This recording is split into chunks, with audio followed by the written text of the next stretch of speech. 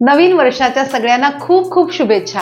आपल्या नवीन वर्षाची सुरुवात आपण अगदी दणक्यात केलेली आहे आणि त्याच निमित्ताने आपली life coach and counsellor Kanchan आपल्याशी गप्पा मारणार आहे. कांचन, 2026 या वर्षामध्ये मानसिक आरोग्याच्या बाबतीत आपल्या कोणत्या आव्हानांना सामोरं जावं लागणार आहे? येत्या वर्षभरात म्हणजे 2026 मध्ये मानसिक आरोग्याच्या दृष्टिकोनातून 3 महत्त्वाच्या गोष्टींना आपल्याला सामोरं जावं लागणार आहे. ते म्हणजे ऑलवेज ऑन कल्चर, म्हणजे आपण सातत्याने जे ऑनलाईन असतो व्हॉट्सअप, फेसबुक किंवा इतरही इंस्टाग्राम अशा वेगवेगळ्या ॲपमधून, ते आपल्याला कुठेतरी त्रासदायक ठरू शकतं.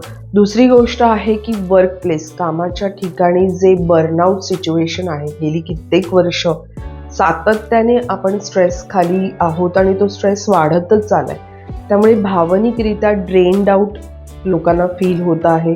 कामावर जाण्याची इच्छा नाही आहे. काही व्यक्ती तर नोकरी सोडून द्यावी इतक्या लेवलपर्यंत आलेल्या आहेत. तर ती जी बर्नआउट सिच्युएशन आहे त्याला आपल्याला सामोरं जावं लागणार आहे. आणि तिसरं आव्हान महत्त्वाचं म्हणजे आजच्या तरुण पिढीसाठी आहे, ते म्हणजे सायबर बुलिंग, कंपॅरिझन सोशल मीडियामधलं आणि आपल्या प्रायव्हसीसाठी असलेला थ्रेट. या सगळ्या गोष्टी आपल्याला मानसिक आरोग्याला घातक ठरवू शकतात. अगदी खरंय कांचन, तू म्हणजे बोलताना म्हणालीस की मानसिक ताण, तसंच सायबर बुलिंग आणि ऑलवेज ऑनचा जो ट्रेंड आलेला आहे त्याचा आपल्या मानसिक स्वास्थ्यावरती खूप परिणाम होतोय. पण मग त्याच्यासाठी आपण काय तयारी करू शकतो? येत्या वर्षभरात जर आपल्याला या आव्हानांना सामोरं जायचं असेल आणि आपल्याला मानसिकरित्या अधिक सक्षम व्हायचं असेल, तर आपल्याला क्रिएटिव्ह माध्यमांकडे वळणं अतिशय आवश्यक आहे. तर कलेची जी सगळी साधनं आहेत ती आपल्याला खूप मदत करू शकतात. त्यामध्ये आर्ट थेरपी, डान्स थेरपी आणि म्युझिक हे शिकण्याकडे तुम्ही भर द्या. त्याचबरोबर अगदी घरच्या घरी पेंटिंग, ड्रॉइंग, हस्तकला अशा वेगवेगळ्या माध्यमातून तुम्ही रिलॅक्सेशन मिळवू शकता आणि तुमचा मेंदू अधिक चांगल्या पद्धतीने काम करू शकतो. मानसिक आरोग्य उत्तम राहू शकतं. कांचन, खरंच म्हणजे खूप छान उपाय सांगितलास की आपली कल्पकता आपल्याला वापरायची आहे.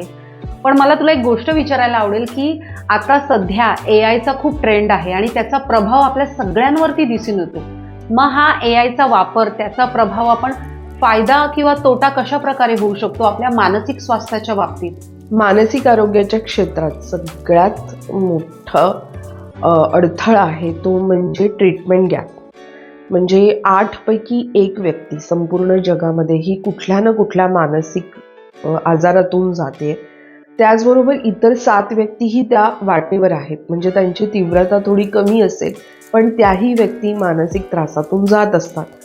पण यांना जे उपचार मिळाला पाहिजे, ज्या थेरपीज मिळायला पाहिजे किंवा आपण म्हणू की सल्ला, मार्गदर्शन मिळायला पाहिजे, ते मिळत नाही आहे. आपल्याकडे मुळात ते कल्चर नाही आहे आणि त्यासाठी आवश्यक असलेले प्रोफेशनल नाही आहेत. अशा सिच्युएशनमध्ये AI आपल्याला खूप मदत करू शकतं.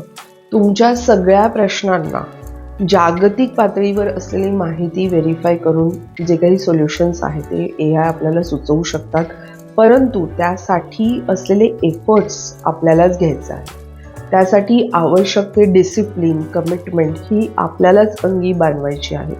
त्यासाठी आपण एकत्रित येऊन काय मदत करू शकतो, एकमेकांना काय प्रयत्न करू शकतो हे बघायला पाहिजे. AIचा निश्चितच फायदा आहे जर आपण करून घेतला तर. कांचन, खरंच खूप चांगली माहिती दिलीस की एआयचं मार्गदर्शन आणि माहिती आपल्यासाठी खूप खरंच चांगली असते आणि त्याचा वापर करून आपण चांगल्या कल्पकतेच्या दृष्टीने चांगल्या गोष्टी घडवू शकतो. आपण सगळ्यांनीच या नवीन वर्षामध्ये संकल्प करूया की आपलं शारीरिक आणि मानसिक स्वास्थ्य आपल्याला संतुलित ठेवायचं आहे आणि त्याच्यासाठी सगळ्यात उत्तम मार्ग म्हणजे आपल्याला मॉर्निंग रुटीन कोर्स करायचा आहे. तर सगळ्यांना पुन्हा एकदा नवीन वर्षाच्या खूप खूप शुभेच्छा. धन्यवाद.